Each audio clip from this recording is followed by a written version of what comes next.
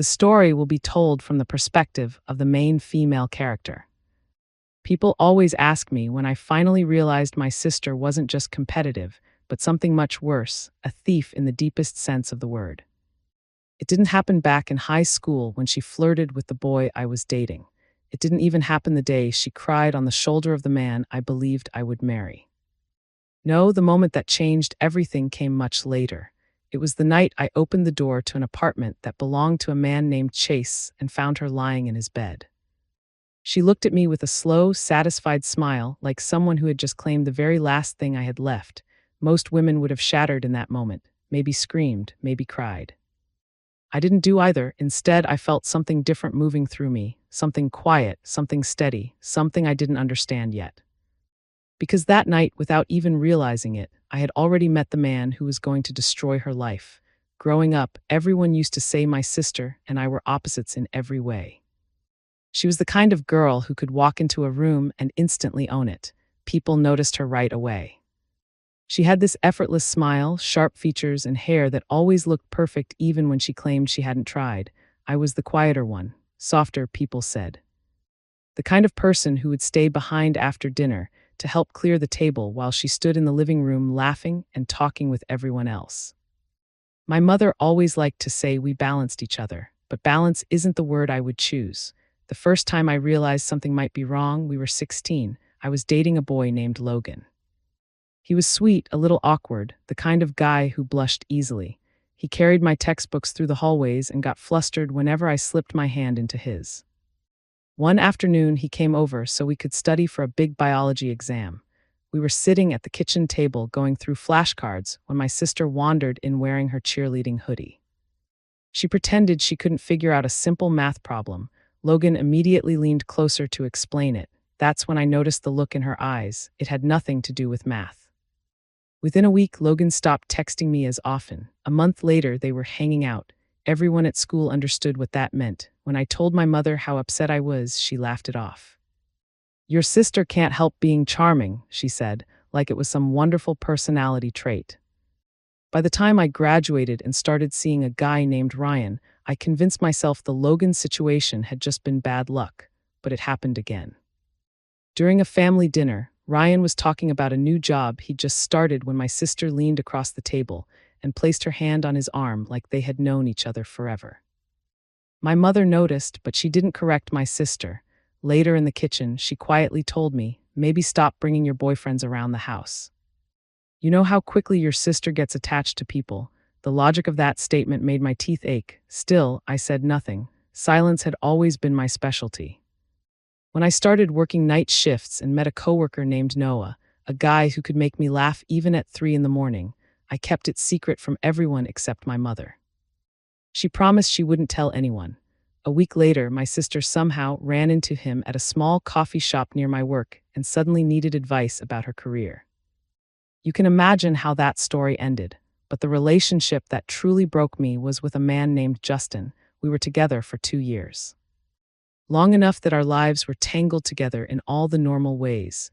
We talked about buying rings, renting an apartment, maybe having kids someday. He knew my coffee order by heart. He kept spare clothes at my place. We were real. Even then, my sister managed to find her way in. One night she had some mysterious emergency and showed up crying on his doorstep. My mother's explanation afterward was simple. "He's just a kind man," she told me. "He can't ignore a woman who needs help." When Justin and I finally broke up, everyone seemed to see it coming except me. I tried telling myself I would eventually grow numb to betrayal. But that's not how it works. The pain doesn't disappear. It just piles up, slowly reshaping you piece by piece. Then there was Chase. With him, I tried something different. I kept him completely hidden from my family for 8 months. I wanted something that belonged only to me for once, something untouched by my sister's curiosity. Chase felt different, steady, genuine. Like someone you could build a future with. For the first time in years, I believed I had escaped the pattern. What I didn't realize then was that secrets don't protect you forever. They just delay the impact. It happened during a family cookout. My cousin Sarah was standing at the grill flipping burgers when she casually asked, "So how's that guy you're seeing?" The tall one in Phoenix. She had no idea she had just handed my sister the map to the last safe place in my life. I felt my stomach drop instantly. Across the table, my sister's head lifted. "A guy in Phoenix?" she asked sweetly. Her voice sounded sugary, but underneath it was something sharp. I tried to laugh it off and change the topic, but the damage was already done. My sister never needed much information. Just knowing I cared about something was enough to make her pursue it. That night I couldn't sleep. Chase didn't post much online, but he was easy to find if someone was determined enough. And my sister had a terrifying talent for tracking people down. If she could locate a coworker using nothing but a coffee cup logo, she could find Chase. For a few days, nothing seemed different. Chase and I drove to nearby towns for dinner, grabbed tacos after his shifts, and watched documentaries late at night, but something tight had settled in my chest. I kept expecting to see her. Then the small changes began. Chase didn't answer my calls right away. Dates ended early because he said he was tired. His messages became shorter. I told myself he was just stressed from work. But I knew that feeling, the slow drift. One afternoon, I walked into a grocery store and stopped in the doorway.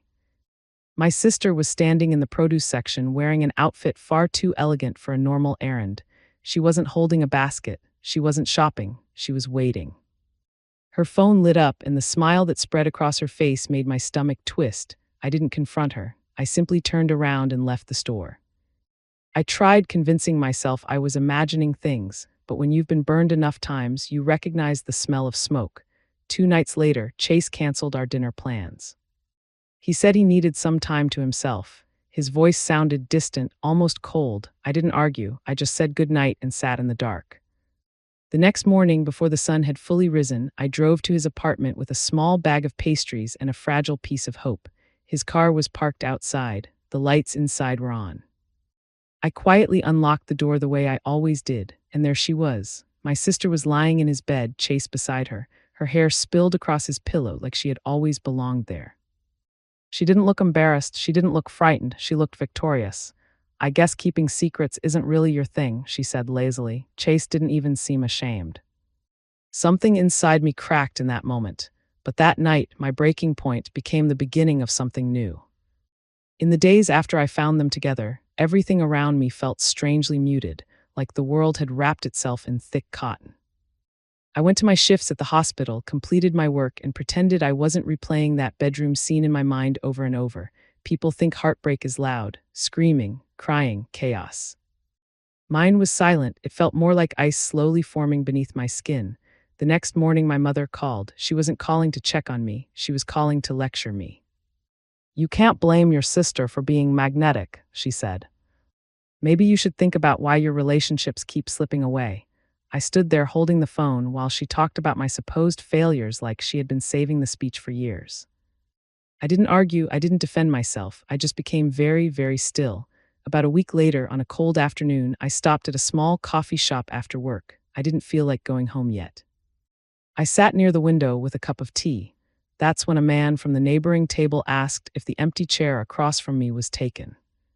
He was tall, wearing a sharp suit, with the quiet confidence of someone used to being in control. He introduced himself as Grant. I hadn't planned on talking to anyone that day, but he had a strange way of making conversation feel natural. His voice was smooth, almost warm if you didn't study him too carefully.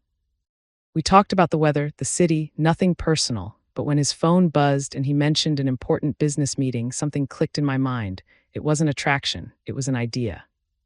My sister would notice a man like him instantly. Men like Grant were her weakness, wealthy, polished, mysterious. When he asked me to dinner, I declined. As I left the cafe, I could feel him watching me like I was a puzzle he wanted to solve. That night, I searched his name online. Grant appeared in several news articles. Nothing criminal yet, but there were rumors, messy breakups, lawsuits tied to business deals, whispers about charm followed by chaos. He was exactly the type of man my sister couldn't resist. I didn't introduce them. I didn't have to. A few days later, during a family dinner, my mother asked if I had met anyone new. I casually mentioned Grant like it was no big deal. My sister didn't respond immediately, but I saw the way she watched me, like a hawk studying a mouse. 3 days later, she ran into him at the same coffee shop downtown. Within a week, they were texting constantly. Soon they were dating, and for the first time in my life, I stayed silent. I didn't warn her. I didn't try to stop her. I simply stepped aside. When my sister started seeing Grant, she didn't ease into it. She dove straight in, convinced she had finally found someone who matched her level of ambition and charm. Their first date turned into an entire weekend getaway. By the third week, she was posting carefully filtered photos online: wine glasses, city skylines, luxury views. She always angled the camera so you could see the expensive lifestyle but never the man's face.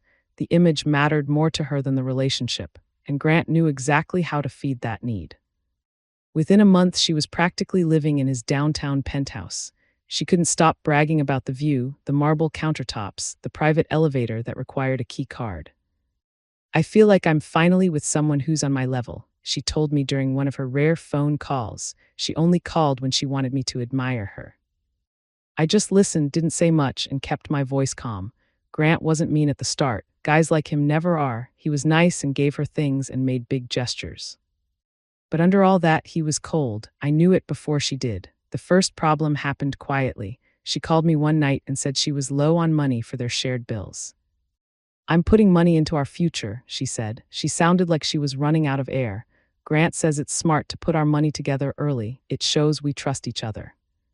She sounded like she was just repeating lines. He told her to say a week later. She took out $32,000. That was every penny she had saved. She put it into a project Grant was leading. She tried to explain the details to me like she knew what she was talking about. She didn't. I knew what was coming, but I didn't say a single word. Soon, her calls sounded different. She still tried to brag, but her voice was shaking.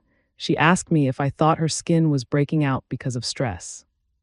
She asked if it was normal that Grant was the only one with a key card, or if it was okay for him to read all her messages. To be honest, "He loves me," she kept saying, but her voice was cracking. Then came the night she whispered into the phone. Do you think someone can love you and still scare you?" My throat felt tight, but I made sure my voice stayed neutral. "What do you think?" I asked. She didn't answer. A few days later, she sounded even more afraid. Grant had asked her to sign some papers for their bills and business stuff. She told me she hadn't really read everything. "It's normal," she said. "Couples do this all the time, right?" I said nothing. My silence wasn't about punishing her. I was just finally giving her the space to see the truth for herself. Then everything fell apart at once. It was early in the morning when my phone started buzzing and wouldn't stop. First, it was my sister, then my mother, then a number I didn't know. I didn't pick up until Sarah finally texted me, "Turn on the news." I did. A headline was moving across the bottom of the TV screen. "Investigation into money crimes leads to raid at downtown apartment." The building looked familiar, even from the helicopter video. Glass balconies and steel. Police cars were crowding the entrance. Reporters were standing outside with microphones. By the time I got to the apartment, the police were still in there. The hallway was loud with people giving orders and papers rustling. Neighbors were whispering. My sister was sitting against the wall with a blanket on her shoulders. She was shaking, but not because she was cold. Her whole world had just crashed. When she saw me, her face looked like a mix of being happy I was there and being ashamed. "He used me," she whispered. He said I was helping him. I thought I was part of something big."